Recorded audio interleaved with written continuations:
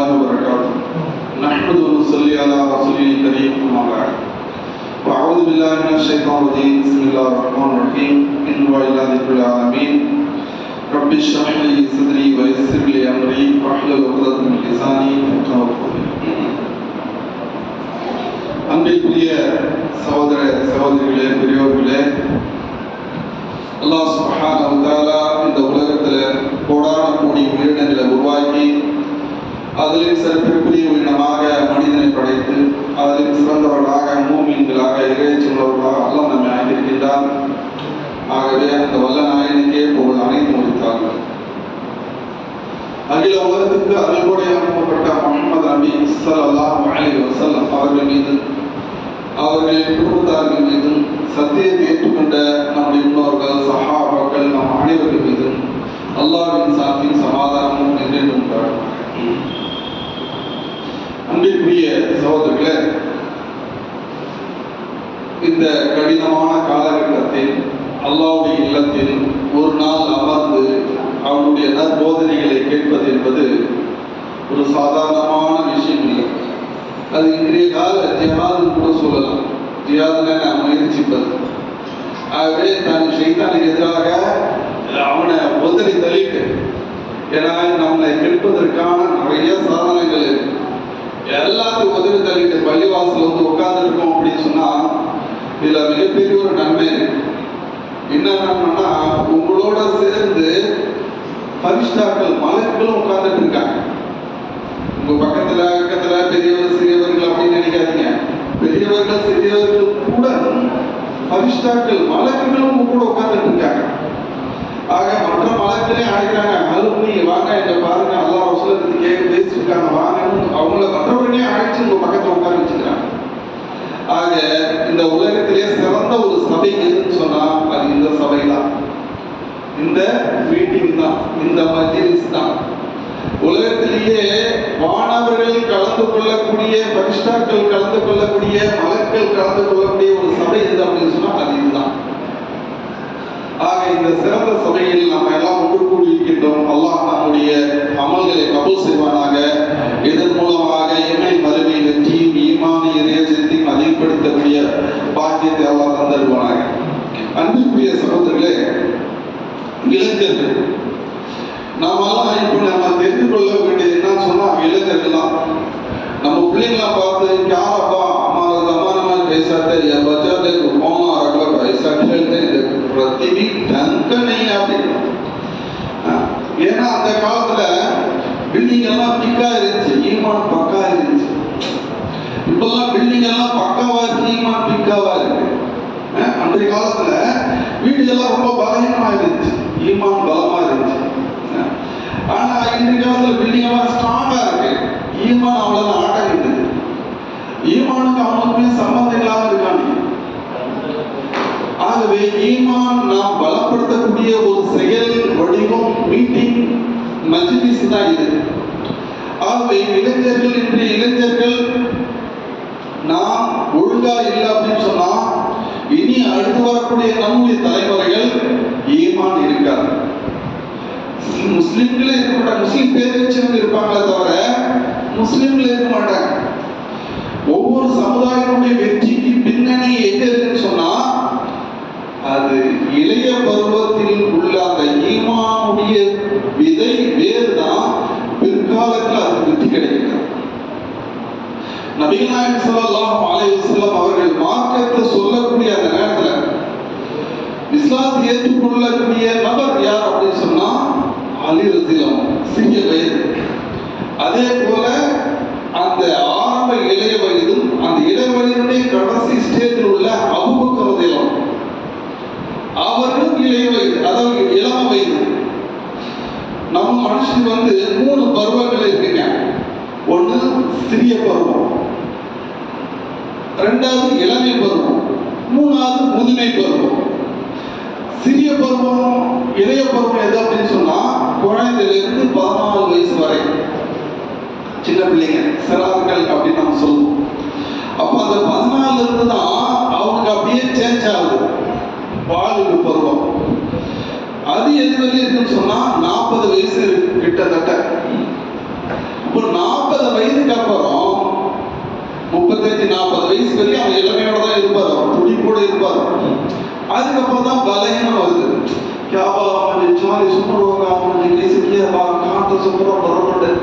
என்ன ஆகுதுன்னா அவனுடைய உடம்புல பார்ட்ஸ் எல்லாம் பலகீனமாகுது. அப்போ வயதை அடையணும், முதுமை வயதை அடைவதற்கான அடி எடுத்து வைக்கிறான்.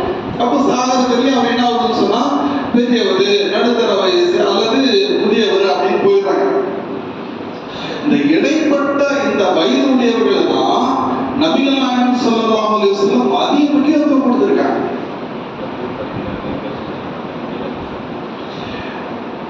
ஒரு அறிவிப்பு வந்திருக்கு, ஒவ்வொரு மீட்டிங்களும் பெண்கள் ஆர்வமா வந்து கலந்துக்கிறாங்க. ஆனா வராங்களே தவிர அவங்களுடைய பேச்சை கண்ட்ரோல் பண்ண முடியும். ஏன்னா அவங்க கொஞ்சம் பேச்சை கண்ட்ரோல் பண்ணுங்க, அதிகமா பேசாதீங்க. என்ன ஒரு மன்னர் ஒரு அறிவிப்பு செஞ்சாராம். என்ன அப்படின்னு சொன்னா, யார் என்கிட்ட போய் சொல்றாங்களோ அவங்களுக்கு நான் சன்மானம் கொடுப்பேன் அப்படின்னு. அப்ப எல்லாரும் வந்து போய் சொன்னாங்களாம், போடா இதெல்லாம் நடக்கும், இதெல்லாம் நடக்கும், இங்க போனா அங்க போனா அரசு இதெல்லாம் நடக்கக்கூடிய காரணம் போட அப்படின்னா. பீர்பால் வந்தாராம். அவர் வந்து சொன்னாராம், மன்னரே ஒரு இடத்துக்கு போனாங்க, ஒரு மரத்தடியில 4 பொம்பளைங்க உட்கார்ந்துட்டு இருந்தாங்க. ரொம்ப நேரம் வந்து உட்கார்ந்துட்டு பேசவே இல்லை, சைலண்டா எந்திரிச்சு போயிட்டாங்க.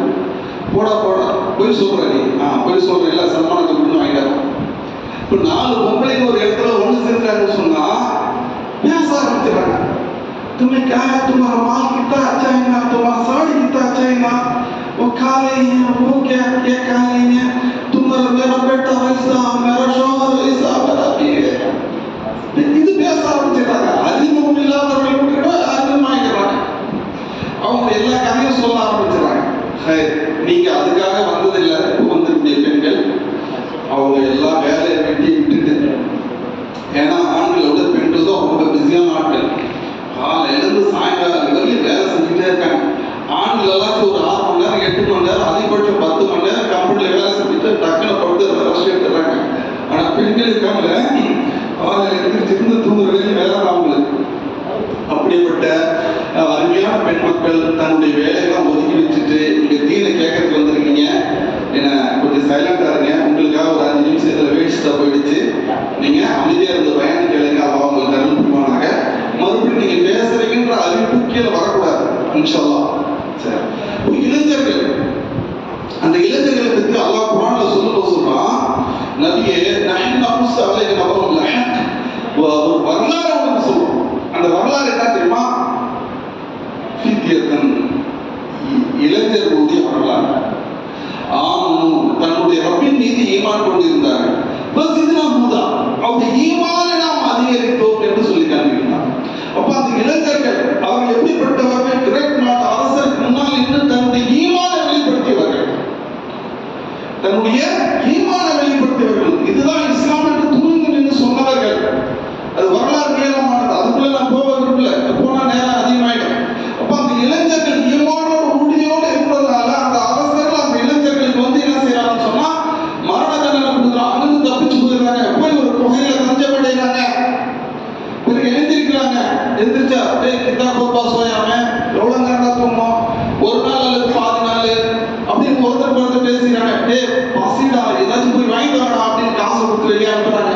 கடைக்கு போனா இந்த காசை கொடுத்தா அந்த கடைக்காரருக்கு இதுக்கெல்லாம் வராது போப்பா அப்படின்னு அந்த இளைஞரை வந்து அந்த இளைஞர்களை வந்து அந்த இளைஞரை விரட்டுறாங்க. எங்க நண்பர்கள்லாம் பசியோடு இருக்காங்க, கொஞ்சம் ஏதாவது கொடுங்க அப்படின்னா, அப்படியா அந்த ஆசிரியர்களை தண்டிச்சிருவாரு. அந்த ஆசிரியரா அப்படியா தப்புக்குன்னு அந்த பையனுடைய கையை பிடிச்சிட்டாங்க. இங்க பார்த்தாலே நாம வரலாறு படிச்சு இந்த பசங்க இன்னும் உயிரோட இருக்காங்க பாக்குறோம் அப்படின்னு ஈமான்ல உறுதியோடு இருந்த அந்த இளைஞர்கள் எவ்வளவு நாள் அந்த குகையில உறங்கினார்கள், தூங்கினார்கள் என்று அல்லாஹ் குர்ஆன்ல சொல்றான். 309 வருடம் உறங்க வைத்து பின்வரக்கூடிய சமுதாயத்துக்கு பாடமாக படித்தே காண்பிக்கின்றான். அன்பிற்குரிய சகோதரர்களே, வல்லாஹு அலீமுல் பிமா லபிஸ்தும், அல்லாஹ் இதை டிக்ளேர் பண்ணல. அவர்கள் எவ்வளவு நாள் தூண்டார் என்பது அல்லாஹ்வுக்கு தான் அறியும். அந்த மக்களுடைய எண்ணிக்கை. அப்போ நாம் இளைஞர்கள்ல இளைய வயதுல நாம் ஈமானோட நாம் இருந்தோம் சொன்னா, அமல் செஞ்சோம் சொன்னா, பின்வரக்கூடிய சமுதாயத்துக்கு அல்லாஹ் நம்மளை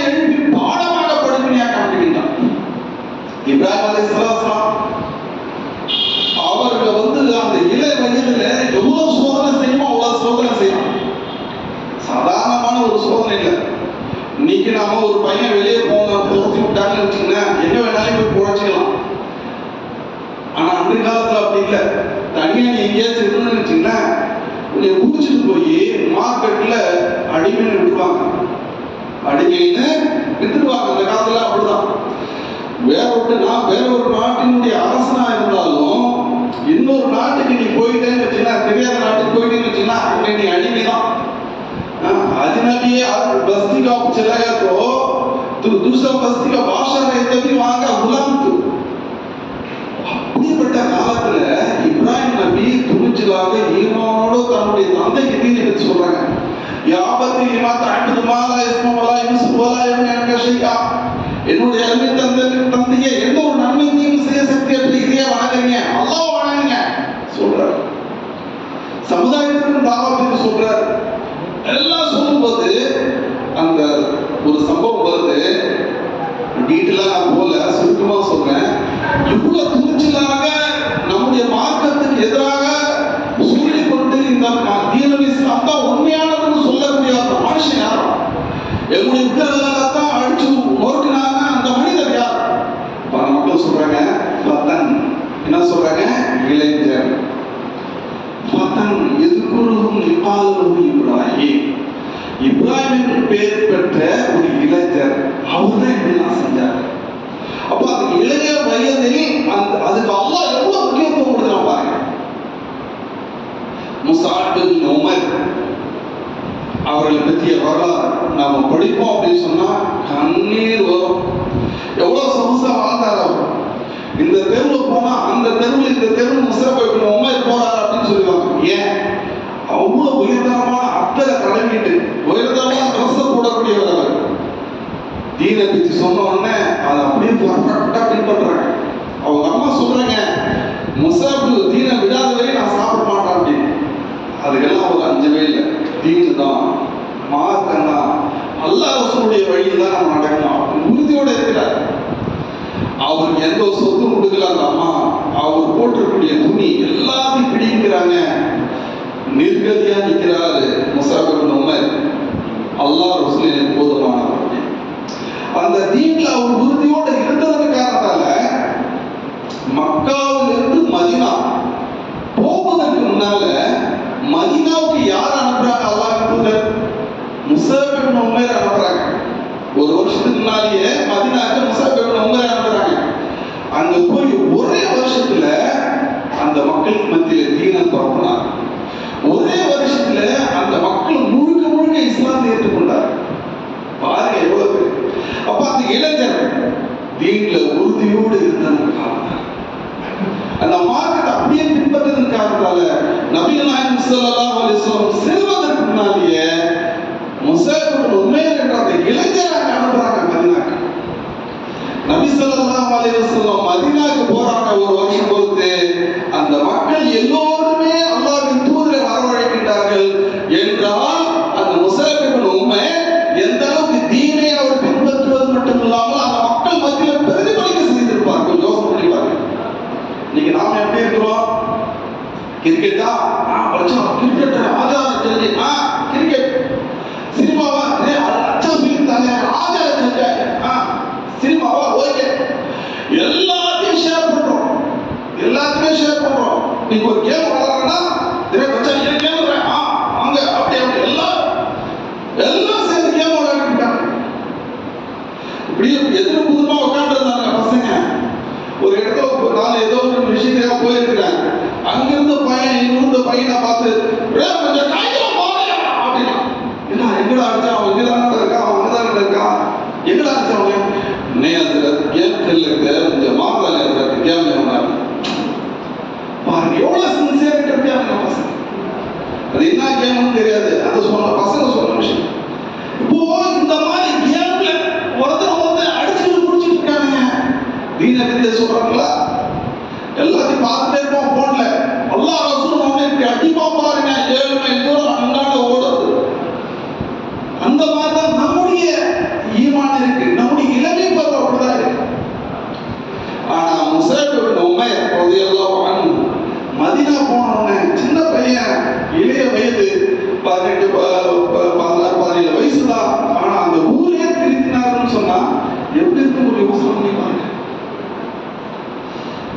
எப்படின்னா நபிகள் ஸல்லல்லாஹு அலைஹி வஸல்லம் அவருடைய மறைவுக்கு பிறகு என்ன நிறைய ஹாஃபிஸ்கள் ஒரு போர்ல கொலை செய்யப்பட்டாங்க.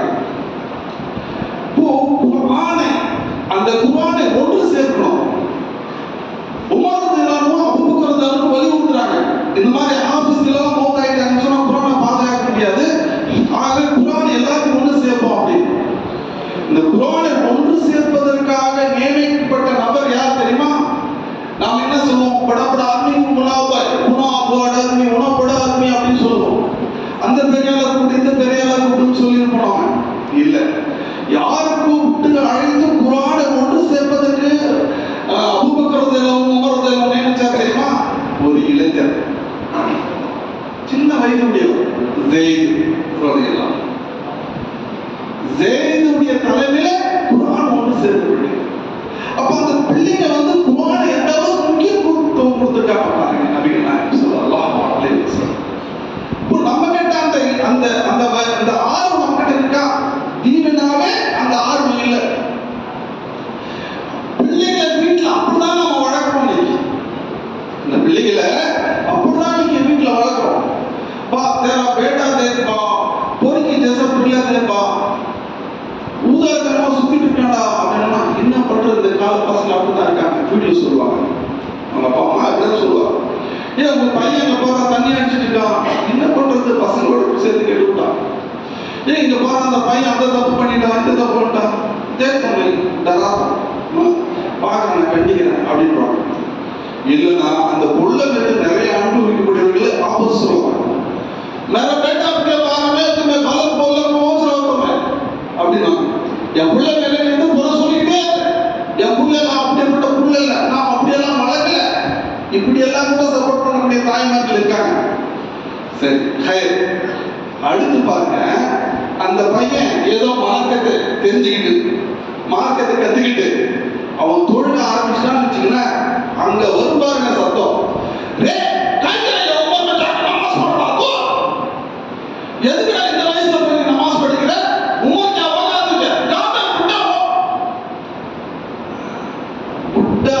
வயசான பிறகு எங்க அவன் தொழுவான்? சின்ன வயசுல ஆதரவு இருந்தாதான் வயசான பிறகு அது வரும். அந்த பையன் கொஞ்சம் தாடி வச்சுட்டான்னு வச்சுக்கோ, தாடி இல்லையா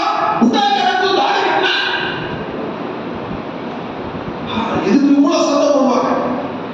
தான் பிள்ளை மார்க்க பெற்றோடு இருக்கணும் அப்படின்னு சொன்னா இதுக்கு இவ்வளவு சத்தம் கொடுப்பாங்க. ஆகவே நம்முடைய பிள்ளைகளை நாம மார்க்க பெற்றுள்ளவர்களா நாம் வழங்கல. மார்க்க பெற்றுள்ள வழக்கம் சொன்னா இந்த மாதிரி பிரச்சனை வராது.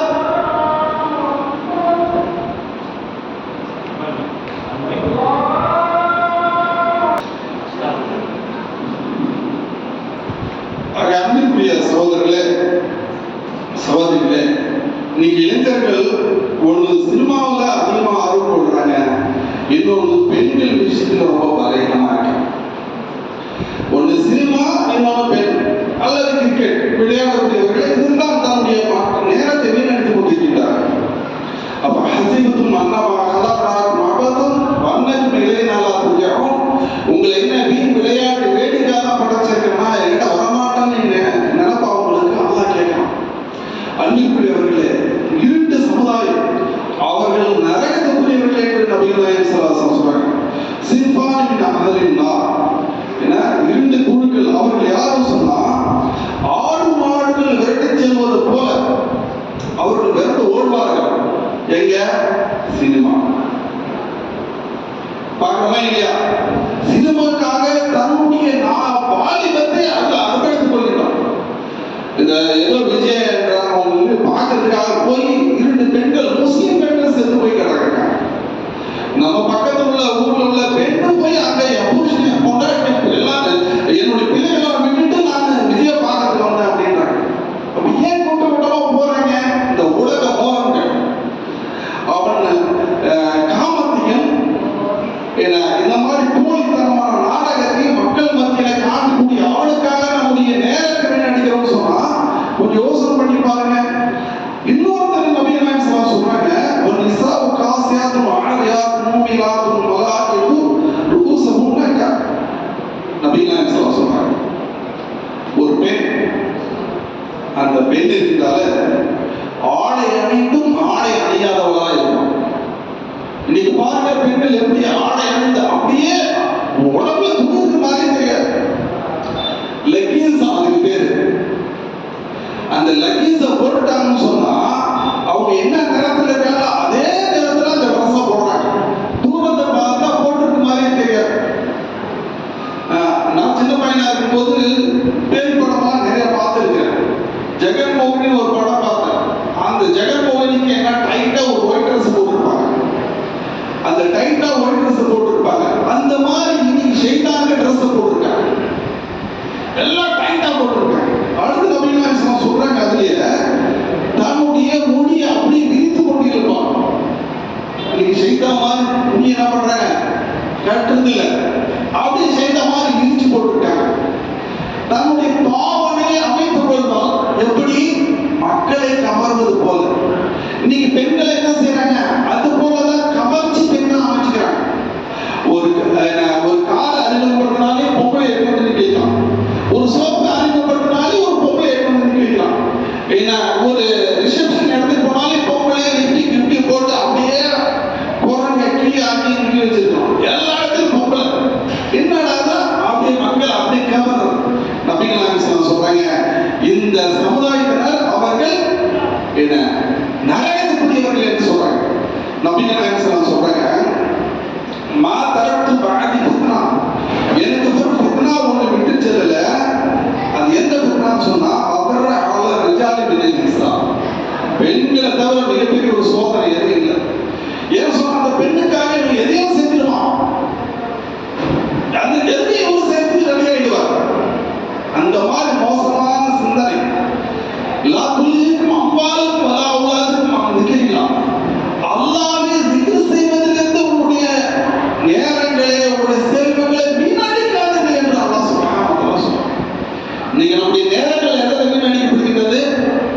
கவர்ச்சியா பார்ப்பது, அந்த விபச்சார கண்ணோட்டத்தை பார்க்கணும்.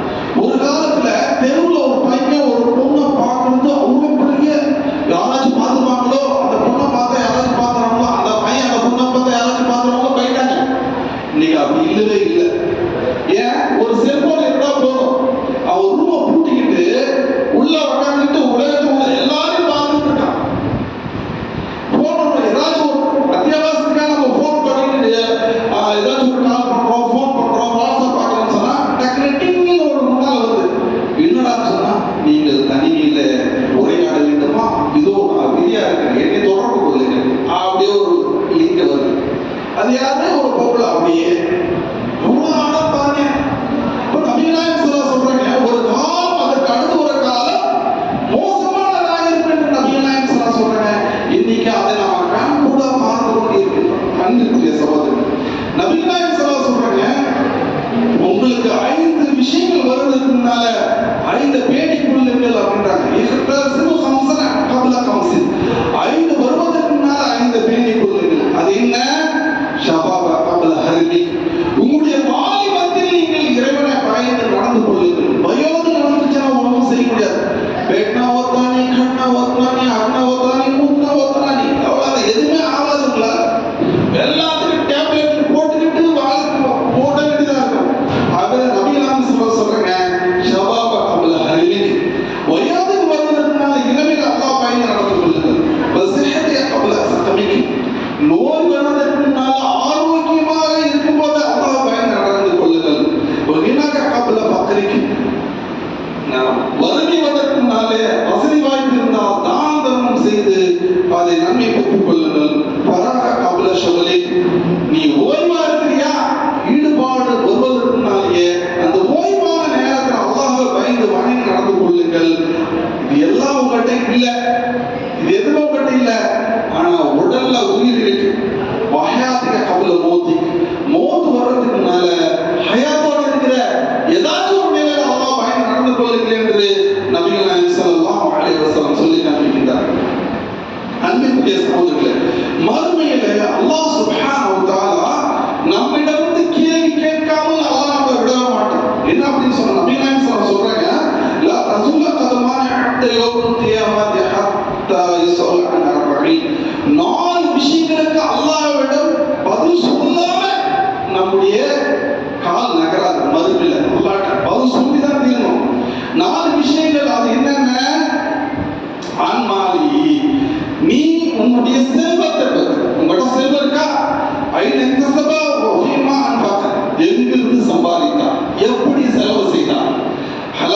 இல்லையா? ஹராமாக சம்பாதிச்சா எப்படி செலவு செஞ்ச? கண்டிப்பா கேள்வி கேட்கும். உன்னுடைய வயசை பற்றி அல்லாஹ் கேட்பான். இன்னொரு ஹதீஸ்ல வருது, அன் ஷபாபிஹி, உன்னுடைய வாலிபத்தை பற்றி அல்லாஹ் கேட்பான். ஃபீமா அல்லாஹ், உன்னுடைய வாலிபத்தை எப்படி நீ செலவழித்தாய்? டிவி பார்க்கறதுல, சினிமா பார்க்கறதுல, கிரிக்கெட் பார்க்கறதுல, போனை பார்க்கறதுல, அங்க ஆட்டாடுறதுல, இங்க ஊர் சுத்துறதுல, பொறுக்கித்தனமா இருக்கிறதுல, இதுலயே அவனுடைய வாலிபத்தை நீ செலவழிச்ச? அல்லது வணக்க வழிபாட்டிலையா, அல்லாஹ்வின் வழியிலையா எப்படி செலவழிச்ச? அல்லாஹ் கேட்பான். அடுத்து சொல்றாங்க, என்ன அமலிஹி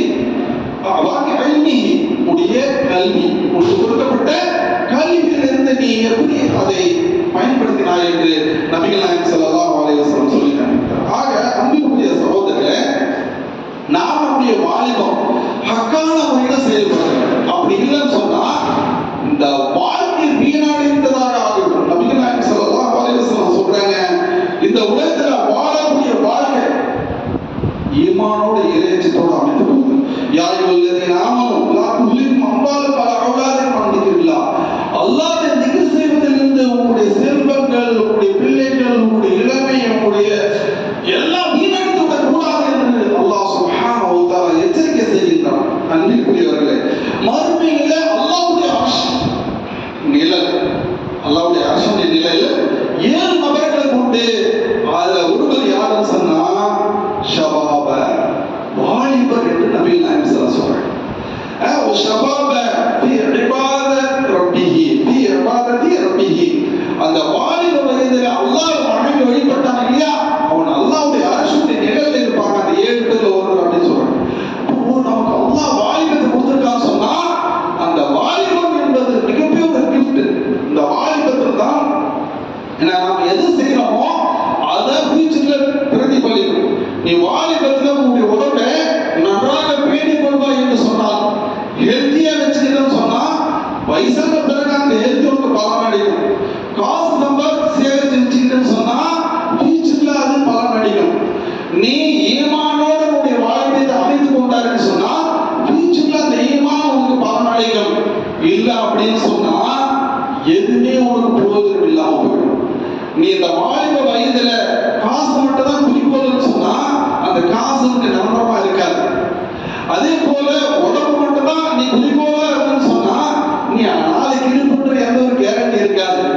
ஈமானோட நீ இருந்தன்னு சொன்னா இன்னைக்கு மட்டும் இல்ல நாளைக்கு நான் பலன் அடையும், நாளை மட்டும் இல்ல மறுமையில கூட பலன் அடையும். ஈமானோட நீ இல்லைன்னு சொன்னா அல்லாஹ் குர்ஆன்ல சொன்னா அவருடைய மோதல நெருப்பில் புரட்டி புரட்டி பொசுக்கும் நேரத்தில் சொல்லுவானா, யாரைத்தானா அதான் அல்லாஹ் வாதான ரசூலா ஓ கேசதனே அல்லாஹ் அல்லாஹ்வுடைய தூதருக்கு நாம் கட்டுப்பட்டிருக்க வேண்டுமே, அதான் சாதத்தன குபரான பாவலும் சபில்லா. என்னுடைய முன்னோர்களுக்கு, தலைவர்களுக்கு, சினிமா நடிகர்களுக்கு, அவனுக்கு இவனுக்கு அவன் பின்னால் ஓடிட்டு என்னுடைய எனர்ஜி, என்னுடைய வாழ்க்கை எல்லாத்தையும் வீணடிச்சுட்டு அப்படின்னு அங்க வருத்தப்படுவானா. அங்க வருத்தப்பட்டீங்கன்னா புரோஜனம் எந்த ஒரு புரோஜனமும் இல்லை. இவன் கத்துற மாதிரி 5000 கத்து போனான், அவனை திரும்பி பார்த்தான் யாரா அப்படின்னு சொன்னா இவன் அவனை வழி எடுத்துருப்பான் இல்லையா. அதே வாலிபர்கள் ஆரம்பிச்ச அவன் மாஞ்சாங்க யாஞ்சாங்க அப்படின்னு போய் கெட்டு குட்டிச்சு வரான் இல்லையா, அவன் அங்க இருப்பான். அவனை பார்த்த உடனே அல்லாஹ் இவன் மூலமா தான் நான் கெட்டு போயிட்டேன், அவன் தான் என்னை கெடுத்தான், அவனுக்கு 2 மடங்கு வேதனை கொடு அப்படின்னு சொன்னான். அல்லாஹ் சொல்லுவானா, குல்லும் அதான் உங்கள் அனைவர்களுக்கு 2 மடங்கு தான் வேதனை. ஏன்னு சொன்னா அவனை பார்த்து நீ கெட்டு போன, உன்னைய பார்த்து இன்னொருத்தன் கெட்டு போனான். ஆகவே நீங்கள் அனைவரும் ஒரு குட்டையில விட மாட்டேங்கிறாங்க, போங்கடா அப்படின்னு அல்லாஹ் சுப்ஹானஹு வ தஆலா சொல்லிப்பான். யார் அல்லாஹ்வுக்கு பயந்து ஈமான் இறையச்சத்தோடு வாழ்வானோ அவன் மறுமையில அல்லாஹ் சுப்ஹானஹு வ தஆலா சொர்க்கத்தில் அவனை அனுப்பி விடுவான்.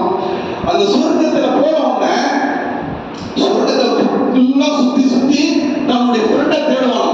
தன்னுடைய ஃப்ரெண்டு யாரு, அவன் கூட டெய்லி தொழுதுட்டு இருந்தான், அவன் கூட டெய்லி திக்ர் செஞ்சுட்டு இருந்தான், அவன் கூட டெய்லி மதரசால போய் குர்ஆன் ஓதுனவன். அவன் வந்து சொர்க்கத்தில் இருக்க மாட்டான்.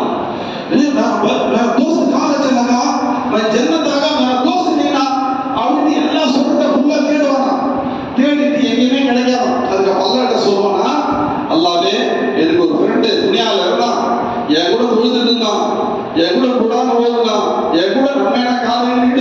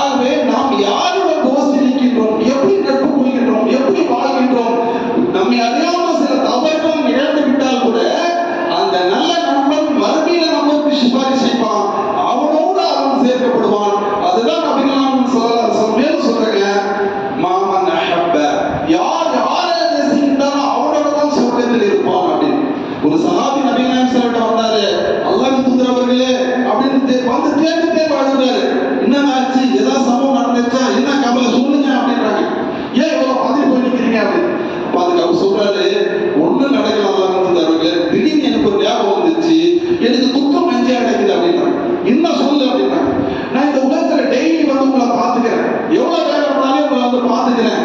ஆனா சொர்க்கத்துல மறுமையில அல்லாஹ் உங்களுக்கு மகாமா மஹ்மூதா கொடுத்து இருக்கலாம். மகாமா மஹ்மூதா என்ற உயர்ந்த இடத்தை கொடுத்துருக்கான். நாங்க சாதாரண மூமின்கள் சொர்க்கத்துல ஏதாச்சும் ஒரு மூலையில இருப்போம், உங்களை பார்க்க முடியாது. துணியால வந்து உங்க கூடவே இருக்கிறோம், உங்களை அடிக்கடிக்க பார்த்துக்கிறோம் அப்படின்னு சொல்லும் போது இந்த நேரம் வந்துருச்சு, சொர்க்கத்துல உங்களை கிட்ட வந்து பழக முடியாதா, பார்க்க முடியாத என்ற கவலை வந்துருச்சு. அதனாலதான் துக்கம் நெஞ்சை அடைக்கின்றது, எனக்கு தேம்பி தேம்பி அழுக வந்துருச்சு அப்படின்னு சொல்றாரு. இதை கேட்ட ரசூல் ஸல்லல்லாஹு அலைஹி வஸல்லம் என்ன சொல்ல முடியும்? ஒன்றும் சொல்ல முடியல, சரியா மௌனமா இருக்காங்க. அல்லாஹ் குர்ஆனுடைய வசனத்தை இறக்கிட்டான். அல்லாஹ் குர்ஆனுடைய வசனத்தை இறக்கிட்டான். என்ன வசனம் அது? மையத்தபில்லாஹ் வ ரசூல, யார் அல்லாஹ்வுடைய தூதர் கட்டுப்பட்டு நடக்கின்றார்களோ, மினன் நபியீன வஸ்திகீன வஷுஹதாஇ ஸாலிஹீன் வஸனல்லாஹு ரஃபீகா. அல்லாஹ்வின் தூதர் மீது நேசம் கொண்டு யார் கட்டுக்கோப்பா ஒழுங்கா நடக்கிறார்களோ அவர்கள் அல்லாஹ்வின் தூதருடன் மறுமையில் இருப்பார்கள், நபிமார்களுடன் இருப்பார்கள், சித்திகீன்களுடன் இருப்பார்கள், ஸாலிஹீன்களுடன் இருப்பார்கள், ஷுஹதாக்களுடன் இருப்பார்கள், உயர்தரமான சுவர்க்கத்தில் இருப்பார்கள் என்று அல்லாஹ் சுப்ஹானஹு வ தஆலா சொல்றார். ஆக அன்பிற்குரிய சகோதரர்களே, அத்தகைய இளைஞர்களாக நாம் இருப்பதற்கு முயற்சி செய்ய வேண்டும். அத்தகைய இளைஞர்களாக நாம் வாழ்வதற்கு முயற்சி செய்ய வேண்டும். அத்தகைய நல்லடியார்களோட மறுமையில் இந்த உலகம் நம்மளை விட்டு போயிடும். அல்லாஹ் குர்ஆன்ல சொல்றான், உங்களுக்கு 3 பருவம் கொடுத்திருக்கேன். ஒன்னு இளைய பருவம், இன்னொன்னு வாலிப பருவம், இன்னொன்னு முதிர்ந்த பருவம். அது குர்ஆன்ல எப்படி சொல்றான்? முதல்ல நீங்க பலகீனமா இருந்தீர்கள், பிறகு பலமா இருந்தீர்கள், மறுபடியும் பலகீனமாகி விட்டீர்கள். அன்பிற்குரியவர்களே, நாம் எப்பொழுதுமே பலமா இருக்கும்னு நினைக்கக்கூடாது. நமக்கு பலகீனம் வரும்.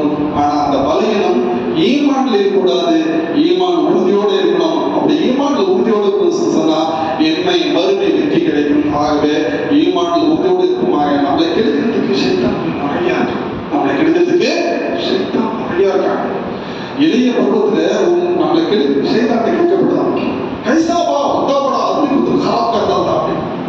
எப்படா எவ்வாறு கெடுக்கிற அப்படின்னு ஷைத்தான் சொன்னா, நான் எதையும் செய்யறதில்ல, வேற என்னதான் செய்யறேன்? அவனுக்கு ஆசை காட்டுறேன். ஆசை காட்டினவுடனே அவன் ஆட்டோமேட்டிக்கா அடிமையாயிடும். சொர்க்கத்துல ஆதம் அலைஹிஸ்ஸலாம் என்ன செஞ்சான்? இந்த கனியை சாப்பிட்டே சொர்க்கத்தில் நிரந்தரமா இருக்கு. அவ்வளவுதானே? ஆசை காமிச்சிட்டான், அவ்வளவுதான் முடிஞ்சு. அப்படி அடியானுக்கு நான் ஆசையை காமிட்டு துனியா என்ஜாய் கும்ரா ஓஜா, அவ்வளவுதான் முடிஞ்சு. ஆகவே இந்த இளைய பருவத்துல துனியாவுக்கு பார்த்து மயங்காது. அல்லாஹ் குர்ஆன்ல சொல்றான், இந்த உலகத்துல ஆடம்பரமான அந்த மாளிகைகளின் ஆடம்பரங்களின் சிறு லைட் எல்லாம் பார்த்து நீங்க மயங்கிடாதீர்கள் என்று அல்லாஹ் குர்ஆன்ல சொல்றான். ஆக ஈமான் இறையச்சத்தோடு